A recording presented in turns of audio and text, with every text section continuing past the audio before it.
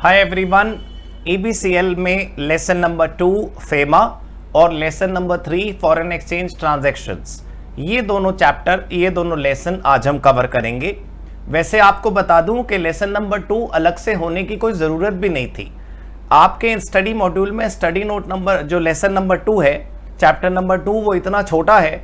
Foreign exchange management act 1999 के जो basic introduction है वो अलग चैप्टर में दिया हुआ है और उसके अंदर जो मेन कंटेंट है वो अलग चैप्टर में दिया हुआ है। अब कोई बात नहीं, वो मतलब लेसन नंबर 2 और लेसन नंबर 3 जो हैं दोनों ही फॉरेन एक्सचेंज मैनेजमेंट एक्ट का हिस्सा हैं, दोनों ही फेमा 99 का हिस्सा हैं। आइए दोनों को पढ़ना शुरू करते हैं। और मैं बता दूं कि ये रिविजन लेक्चर है। इस रिविजन लेक्चर में ऐसा नहीं है कि कुछ कवर नहीं हो रहा, लेकिन फिर भी अगर आपको ऐसा लगता है कि कोई पर्टिकुलर टॉपिक आपको डिटेल में करना चाहिए, समझ नहीं आया, तो आप मुझे बता दीजिए, मैं आपको मेन वीडियो दे दूंगा या मैं दोबारा से आकर के आपको एक्सप्लेन कर दूंगा। लेसन 2 देखिए, फॉरेन एक्सचेंज मैनेजमेंट एक्ट का इंट्रोडक्शन वाला ये लेसन है। इसका ऑब्जेक्टिव क्या है, ये फेमा क्यों बनाया गया? दोस्तों, सबसे पहली बात, कंसोलिडेट एंड अमेंड द पुराना law. In India we had Foreign Exchange Regulations Act 1973 का। फेरा एक पुराना कानून था जिसको खत्म करने के लिए, जिसको बदलने के लिए ये नया कानून फेमा आया। दूसरा, फैसिलिटेट करना, मदद करना, किसकी? External trade and external payments को। फॉरेन एक्सचेंज में जो पेमेंट करेंगे, इंटरनेशनल ट्रेड जो हम करेंगे, उसमें मदद मिलेगी हमें इस चैप्टर से, इस कानून से। और हम डेवलप करना चाहते हैं foreign exchange market in India. Foreign exchange market जो अच्छे से डेवलप नहीं हो पाया, उसे डेवलप करने के लिए 1999 में ये लॉ बना। इसकी एप्लीकेबिलिटी सबसे पहली बात होल ऑफ इंडिया पर है। होल ऑफ इंडिया के साथ साथ एक विशेष बात, एक स्पेसिफिक एंट्री और आपको समझनी चाहिए कि अगर कोई विदेश में ब्रांच है, ऑफिस है, वर्क प्लेस है, which is controlled by some Indian person, FEMA will apply on that foreign branch as well. Suppose करिए State Bank of India has a branch in Australia and that Australian branch is controlled by State Bank of India, New Delhi, then that Australian branch will also follow Foreign Exchange Management Act to the extent required. It applies to foreign branches, offices, agencies of person resident in India. विदेश में जो है Indian resident की offices, उस पर भी FEMA लगेगा। ठीक है, फेमा का स्ट्रक्चर देख लीजिए। यहाँ पर 7 चैप्टर्स हैं फेमा में, टोटल 49 सेक्शंस हैं, बहुत सारे रूल्स हैं, रेगुलेशंस हैं। और ये 7 चैप्टर्स की लिस्ट है, देख लीजिए कौन कौन से 7 चैप्टर्स हैं, ये उनके नाम लिखे हैं। पहला प्रिलिमिनरी, सेक्शन 1 एंड 2 कवर करता है। Regulation and management of foreign exchange, section 3 से 9 तक।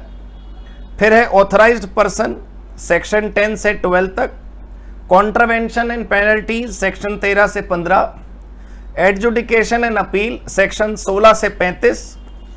डायरेक्टरेट ऑफ एनफोर्समेंट, ईडी जिसे आप कहते हैं, सेक्शन 36 से 38। और मिसलेनियस प्रोविजन है सेक्शन 39 से 49। फेमा का चैप्टर नंबर 2 पूरा हो गया। बताओ, इतना सा हिसाब किताब दिया हुआ है, उसमें कितनी कम चीजें आपके लेसन नंबर 2 में दी हुई हैं। फॉरेन एक्सचेंज मैनेजमेंट एक्ट का जो लेसन नंबर 2 है, that is only an introduction that we have some law in India that governs foreign exchange. What provisions are contained in this act are there in lesson 3। Lesson 3 असलियत में आपको पढ़ने लायक चीज है। Lesson 3 से आपको मोहब्बत कर लेनी चाहिए। फॉरेन एक्सचेंज का दुनिया जहान लेसन 3 में है। लेसन 3 ही में ही बताया जाता है कि कौन सी ट्रांजैक्शंस फॉरेन एक्सचेंज की परमिटेड हैं, कौन सी प्रोहिबिटेड है, कौन सी अलाउड, कौन सी डिसअलाउड है। यहां तो बस ये बताया गया कि फॉरेन एक्सचेंज मैनेजमेंट एक्ट नाम का कोई कानून है और वो 1999 में बना और वो फेरा 1973 को खत्म करने के बाद बना। ठीक है दोस्तों, अब आइए पढ़ते हैं अगला लेसन। अगला लेसन शुरू करते हैं, लेसन नंबर 3। लेसन नंबर 3 में सबसे पहले हमें पढ़ना है capital account transactions, foreign exchange transactions and compliance chapter का नाम है और ये फेमा 99 का ही हिस्सा है। कैपिटल अकाउंट ट्रांजैक्शन किसे कहते हैं? वैसे तो आप समझ लीजिए कि अगर आपको डिफरेंस पता है P&L और बैलेंस शीट का, तो आपको बड़े आसानी से कैपिटल और करंट अकाउंट ट्रांजैक्शन समझ आ जाएगी। कैपिटल और करंट अकाउंट ट्रांजैक्शन क्या है? जो भी चीजें रेवेन्यू नेचर की हैं वो करंट अकाउंट है, और जो भी नीचे चीजें कैपिटल नेचर की हैं वो कैपिटल अकाउंट है। एसेट्स और लायबिलिटीज जो हैं, एसेट्स और लायबिलिटीज वो कैपिटल अकाउंट ट्रांजैक्शंस में आता है, और जितना भी इनकम एंड एक्सपेंडिचर वाले आइटम्स हैं वो करंट अकाउंट ट्रांजैक्शंस में आते हैं। सबसे पहले तो ये बेसिक डिफरेंस आप समझिए। फिर एसेट और लायबिलिटी किसकी? अगर इंडियन रेजिडेंट की एसेट इंडिया में ही अराइज होती है तो थोड़ी फॉरेन एक्सचेंज का कानून लगेगा। भाई दिल्ली में रहने वाले आदमी ने चेन्नई में मकान खरीदा तो फेमा क्यों लगेगा? यहां भारतीय आदमी विदेश में एसेट लायबिलिटी रखे और या विदेश वाला आदमी भारत में एसेट लायबिलिटी रखे, तब उसे कैपिटल अकाउंट ट्रांजैक्शन कहेंगे। भारत का आदमी भारत में या विदेश का आदमी विदेश में अगर एसेट लायबिलिटी रखेगा तब उसे कैपिटल अकाउंट नहीं कहेंगे। आप समझिए, देखिए ट्रांजैक्शन विच ऑल्टर्स, ऑल्टर्स का मतलब चाहे इंक्रीज करे चाहे डिक्रीज करे। भाई विदेशी आदमी विदेश में एसेट खरीदे या विदेश में एसेट बेचे, आप उनको क्या मतलब? ट्रांजैक्शन विच ऑल्टर्स क्या? Asset liabilities of PRI outside India. याद रखिएगा, इंडियन आदमी, पर्सन रेजिडेंट इन इंडिया, अगर विदेश में एसेट और लायबिलिटी ऑल्टर करे तो कैपिटल अकाउंट माना जाएगा उसे। और एसेट लायबिलिटी विदेशी आदमी, पर्सन रेजिडेंट आउटसाइड इंडिया, अगर भारत में एसेट लायबिलिटी इंक्रीज डिक्रीज करे तब उसे कैपिटल अकाउंट माना जाएगा। बहुत आसान बात है, यहां वाले आदमी की एसेट लायबिलिटी वहां और वहां वाले आदमी की एसेट लायबिलिटी यहां। अब एसेट में याद रखिएगा क्या क्या इंक्लूड है? केवल asset, does not include contingent asset. Liabilities की अगर बात करें तो अगर हम पर्सन रेजिडेंट इन इंडिया की बात करेंगे, अपने आदमी की बात करेंगे, इंडियन की बात करेंगे, तो कंटिंजेंट लायबिलिटी ऐड होगी। और अगर रेजिडेंट आउटसाइड इंडिया की बात करेंगे तो कंटिंजेंट लायबिलिटी ऐड नहीं होगी। मेरी बात दोबारा सुन लीजिए, एसेट में कंटिंजेंट एसेट कभी ऐड नहीं होती, चाहे इंडियन के लिए कैलकुलेशन करें चाहे विदेशी के लिए कैलकुलेशन करें। लेकिन अगर लायबिलिटीज कैलकुलेट कर रहे हैं तो इंडियन के लिए कैलकुलेट करोगे तो कंटिंजेंट लायबिलिटी भी ऐड करोगे, और अगर विदेशी के लिए ऐड करोगे तो कंटिंजेंट ऐड नहीं करोगे। बड़ा आसान। अब करंट अकाउंट ट्रांजैक्शन किसे कहते हैं? माफ कीजिएगा, आप मतलब मुझे ना बार बार दर्द होता है ये कहते हुए कि ये रिवीजन लेक्चर है। आप अगर पेपर में नंबर लाने की बात करें तो जितना मैंने अभी बोला उतना बहुत है। जो मैंने यहां नोट में लिख रखा है आप वो लिखाइए, बस कुछ और करने की जरूरत ही नहीं। आपको बल्ले बल्ले हो जाएगी आपकी पेपर में, ठीक है। अब आप कहें कि मैं रिसर्च करना चाहता हूं, मजा सा नहीं आया समझने में, थोड़ी डिटेल हो जाती तो उसके लिए 4 महीने वाला बैच होता है।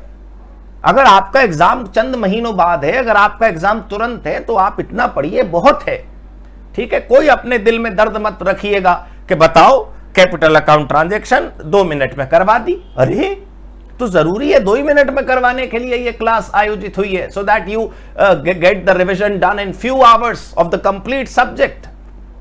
एक रात पहले अगर आप पेपर कल है और आज अगर आपको तैयारी करनी है तो मेरी सारी वीडियो देख लीजिए, आप नाचेंगे एग्जाम हॉल के अंदर, ठीक। चलो, करंट अकाउंट ट्रांजैक्शन में बड़ा प्यारा सा डेफिनेशन है, transaction other than capital account transaction. वाह भाई वाह, मतलब जिसमें एसेट लायबिलिटी इंक्लूड ना हो, अदर देन कैपिटल अकाउंट, वो सब करंट होता है। एक तो ये डेफिनेशन हो गई करंट अकाउंट की। दूसरी, also includes ordinary payments in foreign trade, विदेश व्यापार में जो ऑर्डिनरी पेमेंट्स करते हैं वो करंट अकाउंट है। वर्किंग कैपिटल के लिए जो उधार लिया गया वो क्रेडिट का करंट अकाउंट है। लोन का इंटरेस्ट, इन्वेस्टमेंट की इनकम, पेमेंट मतलब रेमिटेंस अगर हमने करा लिविंग एक्सपेंसेस के लिए, पेरेंट, स्पाउस, बच्चे जो विदेश रह रहे हैं उनको जो पेमेंट भेजी वो भी करंट अकाउंट है। खर्चे हो गए हमारे फॉरेन ट्रैवल में, एजुकेशन में, मेडिकल केयर में, पेरेंट की, पति पत्नी की या बच्चों की, तो वो भी करंट अकाउंट ट्रांजैक्शन। देखो, जो ट्रांजैक्शन कैपिटल अकाउंट नहीं है वो तो करंट है ही, लेकिन उसके अलावा जो नीचे पॉइंट 1 से 6 तक थे, इनमें भी सोचने की जरूरत नहीं है, ये भी करंट है। चलो अब अगली हेडिंग देखते हैं। अगला पॉइंट नंबर 3 जो है वो है, अच्छा ये पेज जरा अलग हो गया कॉपी से, कोई बात नहीं, सबका जीवन होता है, पेज का जीवन भी पूरा हो गया होगा। चलो पहले ये देखते हैं, person resident in India. Person resident in India किसे कहते हैं? एक तो वो आदमी residence for more than 182 days in previous year, जो आदमी पिछले साल 182 से ज्यादा, मतलब मिनिमम 183, 182 से ज्यादा का मतलब क्या हो गया मिनिमम 183 डेज जो भारत में रह लिया वो अपना हो गया। अगर हम इंडिविजुअल की बात करें तो ये बात पॉइंट ठीक है। ऑर्गेनाइजेशन में अगर पहचानना हो कि कौन सी ऑर्गेनाइजेशन भारतीय है और कौन सी ऑर्गेनाइजेशन विदेशी है, तो अगर कोई संस्था सेटअप इंडिया में है या भले ही वो विदेश में सेटअप हो, वो कंट्रोल भारत से होती है। मतलब अगर एक ऑर्गेनाइजेशन या तो इंडिया में सेटअप है या इंडिया से कंट्रोल होती है, दोबारा सुन लीजिए, ऑर्गेनाइजेशन या तो इंडिया में सेटअप है या इंडिया से कंट्रोल होती है। मान लीजिए विदेश में ब्रांच थी ना आपकी ऑस्ट्रेलिया में, लेकिन वो भारतीय स्टेट बैंक नई दिल्ली से कंट्रोल होती है, तो ऑस्ट्रेलियन ब्रांच भी रेजिडेंट इंडियन है। वाह, हालत देखें, मतलब चाहे सेटअप यहां हो चाहे कंट्रोल यहां हो, इन दोनों में से कुछ भी यहां हुआ तो उसे पर्सन रेजिडेंट इन इंडिया ही माना जाएगा। अच्छा, अब आउटसाइड इंडिया के बारे में पढ़ते हैं। ये तो था PRI, ये हो गया PROI। पहली बात तो पर्सन अदर देन PRI। अगर इंडिविजुअल की बात करें तो जिसने 182 से ज्यादा दिन नहीं गुजारे भारत में, बस वो विदेशी हो गया। और अगर ऑर्गेनाइजेशन की बात करें तो वो ऑर्गेनाइजेशन विदेशी तब होगी जब वो सेटअप भी विदेश में है प्लस कंट्रोल भी आउटसाइड इंडिया हो। क्योंकि अगर इन दोनों में से एक भी चीज भारत में हुई तो वो भारतीय हो जाएगी। सेटअप यहां पर है तो जमीन भारत की है, और अगर कंट्रोल भारत में है तो फिर इशारे भारत से हो रहे हैं। लेकिन अगर कंट्रोल भी विदेश में और सेटअप भी विदेश में तो वो भारतीय नहीं दोस्तों। अच्छा, अब ये अगली दोनों जरा इंपॉर्टेंट हैं। इंपॉर्टेंट इसलिए नहीं कि ये एग्जाम में आ रही हैं, इसलिए कि इनका इस्तेमाल होता है हर टॉपिक में। डीम्ड PRI और डीम्ड PROI किसे कहते हैं? सबसे पहले डीम्ड PRI पढ़ते हैं, माना हुआ अपना। PRI मतलब अपना, PRI मतलब भारतीय, PRI मतलब भारत का जो जिसने 182 से ज्यादा पूरे कर लिए, है ना। डीम्ड PRI क्या होता है भाई? डीम्ड का मतलब हम मान रहे हैं कि वो अपना है, इसका मतलब वो अपना है नहीं। जिसे तुम कहोगे कि ये मेरे घर जैसा है, इसका मतलब वो घर है नहीं। जिसे तुम कहोगे कि ये अपना जैसा है, इसका मतलब वो अपना है नहीं। तो पहली बात, विदेशी आदमी को ही हम अपना जैसा मान सकते हैं, क्योंकि जो अपना है वो तो है ही अपना।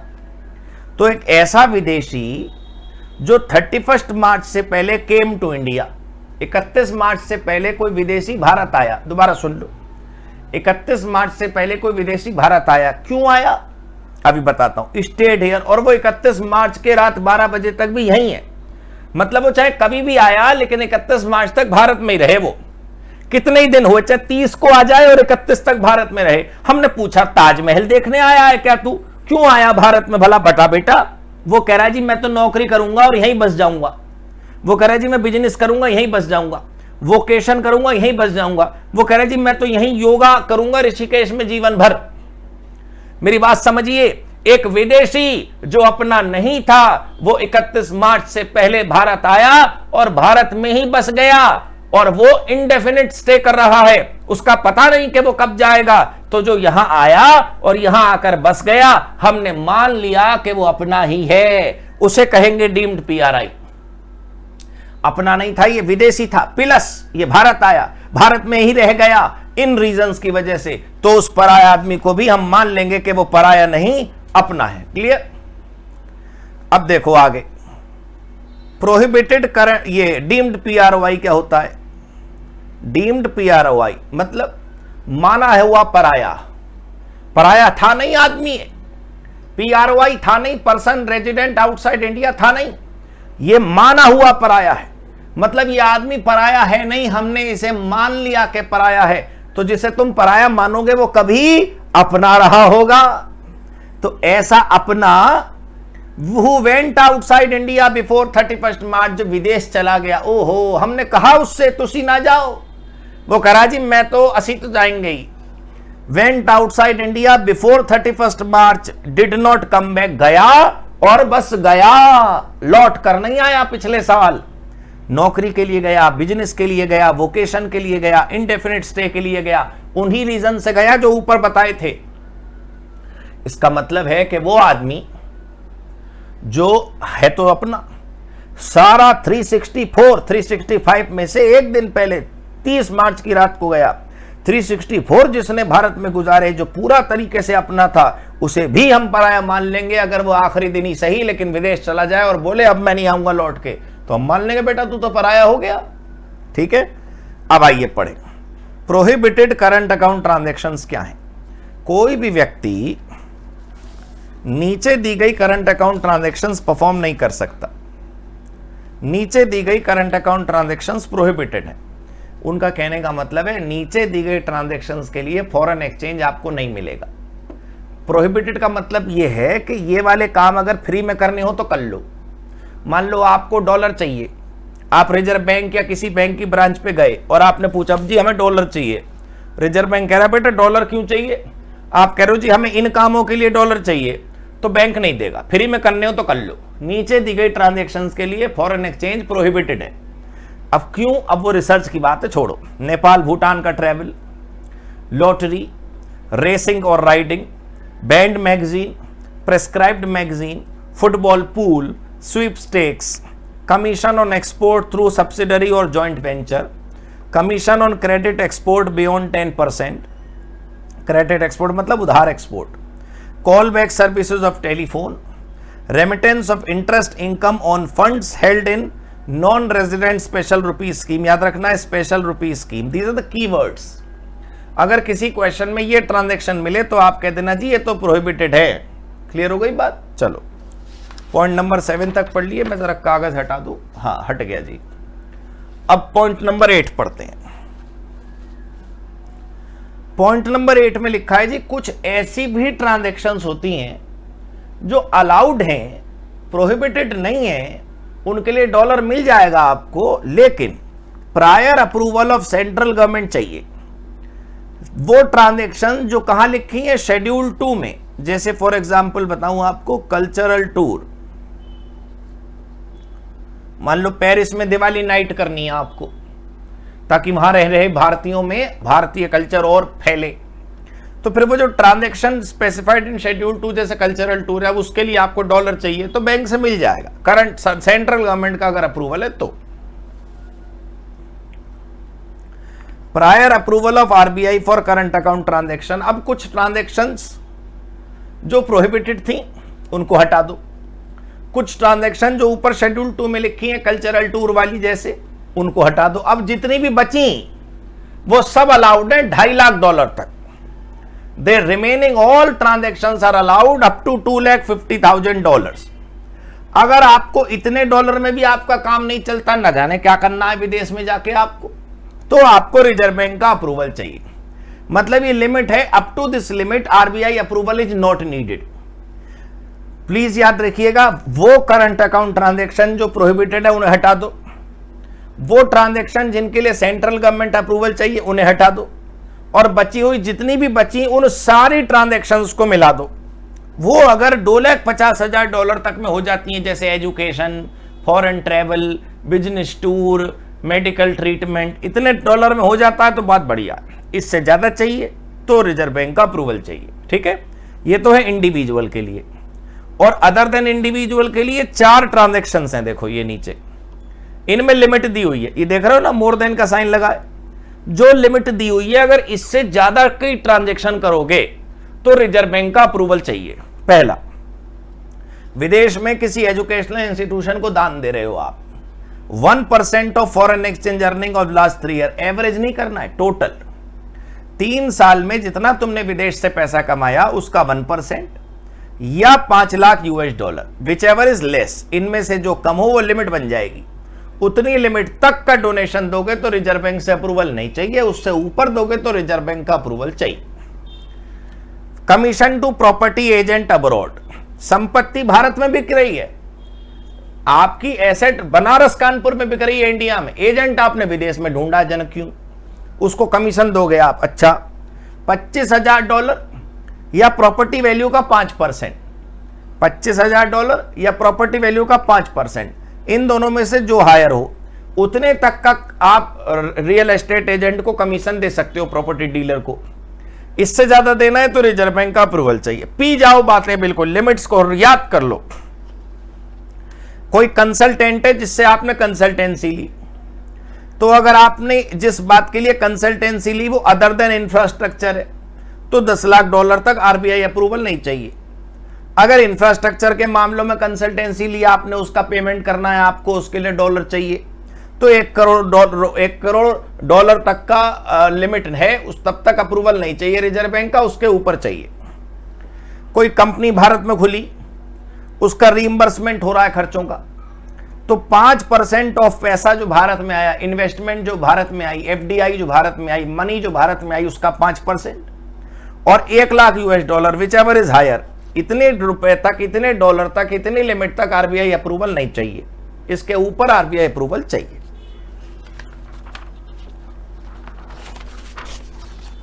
अब देखो, यह है capital account transaction. Capital account transaction में मैं आपको बताऊं, बाय डिफॉल्ट ये प्रोहिबिटेड ही होती है। Current account by default permitted होती है और capital account transaction by default prohibited होती है। मतलब अगर कुछ नहीं लिखा तो करंट अकाउंट वाली ट्रांजैक्शन अलाउड है $2.5 लाख तक, और अगर कुछ नहीं लिखा तो कैपिटल अकाउंट ट्रांजैक्शन प्रोहिबिटेड है। परमिटेड इफ प्रेस्क्राइब्ड और स्पेशली अप्रूव्ड, या तो नीचे एक लिस्ट पढ़ाऊंगा मैं आपको, उसमें लिखी है अगर वो ट्रांजैक्शन, एक तो परमिटेड है, और या फिर अलग से आप जाके अप्रूवल ले आए रिजर्व बैंक का तो अलाउड है। अब जरा देखो, अगर आप भारतीय आदमी हो, आप कौन हो, पर्सन रेजिडेंट इन इंडिया, आप कौन हो, पर्सन रेजिडेंट इन इंडिया, और तब आपको कोई कैपिटल अकाउंट ट्रांजैक्शन करनी है तो ये वाली अलाउड है, ये जितनी है ना ये सब अलाउड है। देखो, पहला investment in foreign securities, foreign currency loan, transfer of immovable property, guarantee for loan, export import and holding of currency या currency note, loan and overdraft, maintenance of FC मतलब foreign currency account, taking insurance policy, विदेश से खरीदनी हो मान लो, remittance outside India of capital asset, sale and purchase of foreign exchange derivative and commodity derivative, ये transaction विदेशी वो भारतीय आदमी को अलाउड है। अब ऐसी देखो क्या लिखा है, permitted capital account transaction by PROI, कोई विदेशी आदमी उसको कौन कौन सी ट्रांजैक्शन परमिटेड है वो देखो, इंडियन सिक्योरिटी में investment, acquisition and transfer of immovable property, guarantee for loan, import export of currency, deposit, foreign currency account, asset, ये सारी ट्रांजैक्शन जो है वो अलाउड है। अब ये जो अब आप पढ़ रहे हो ये जरा इंपॉर्टेंट है,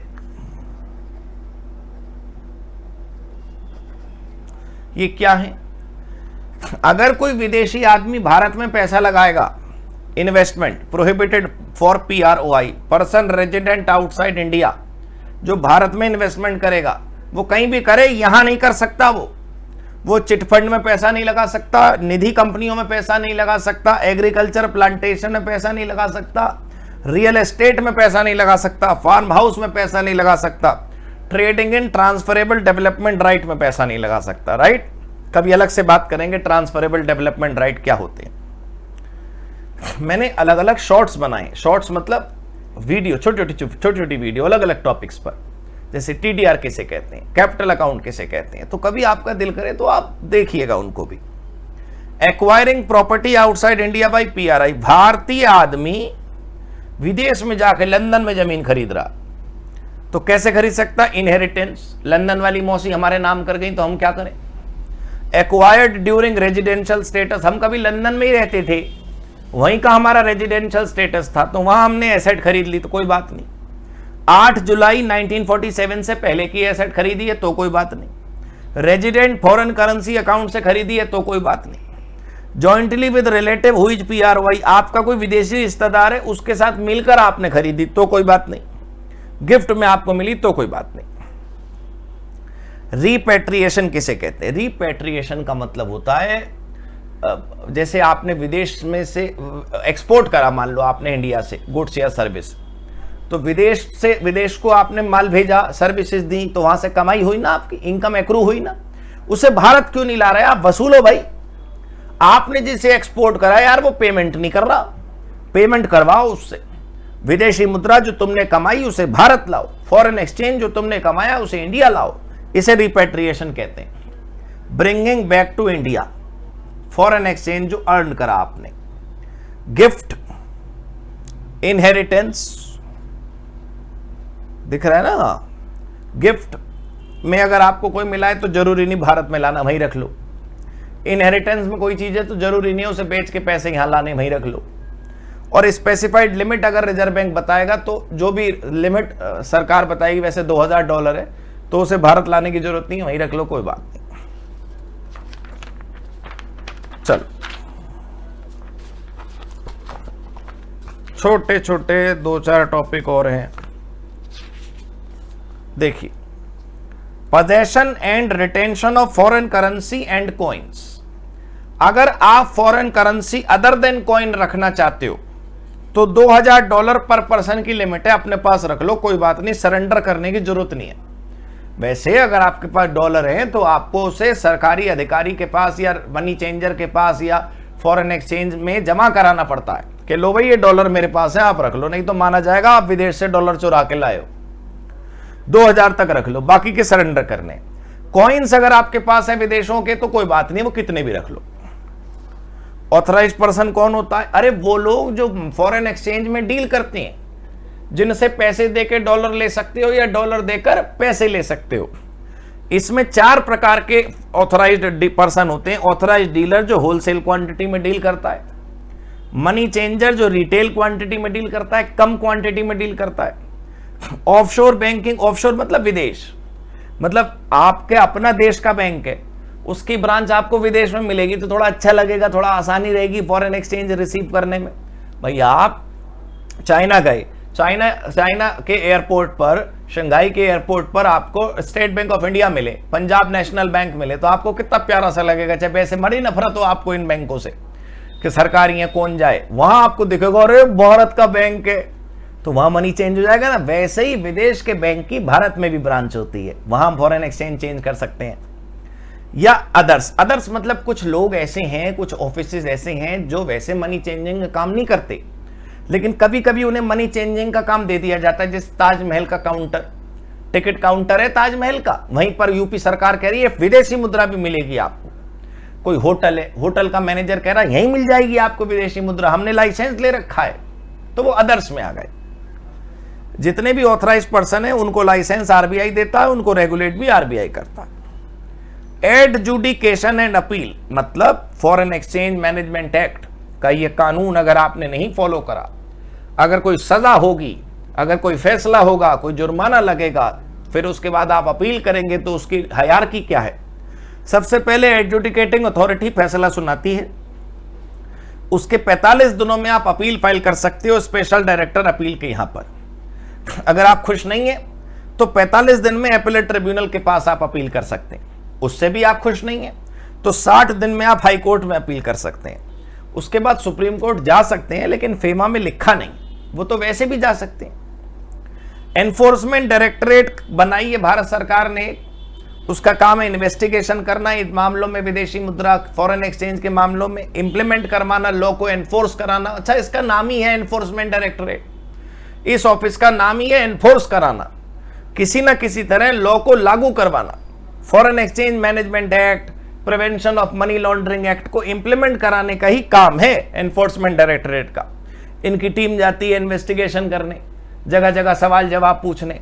ये पैसों की सीबीआई है, ये पैसों की सीआईडी है, राइट।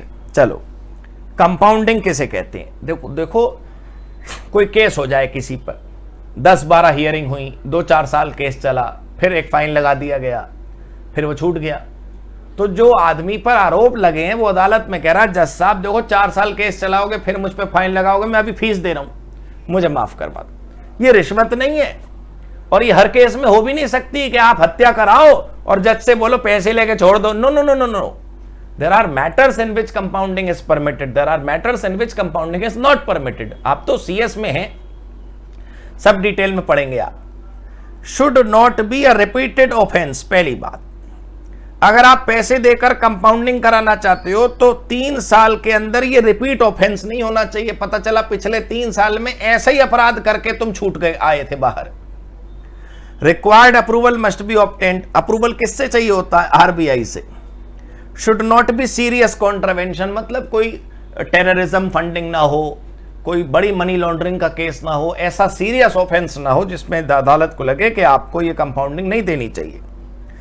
कंपाउंडिंग की एप्लीकेशन आरबीआई को दी जाती है और 180 दिन में ये फैसला आ जाना चाहिए कि इसका क्या करना है, क्योंकि अगर 6 महीने से ज्यादा मामला चला रहे हो तो फिर पर्पस कहां सॉल्व हुआ? भाई मैटर क्या था कि मामला लंबा ना खिंचे और फाइन पेनल्टी जो भी देनी है वो देकर मामला निपटे। सो 180 days is the time period in which the disposal should happen. FEMA is over. We have completed lesson 2 and lesson 3. कोई मैंने जल्दबाजी नहीं करी, टॉपिक मैंने सारे कवर करे। आपकी कोई विशेष मांग हो, कोई विशेष इच्छा हो, tell me, I'll cover that in the next video for sure.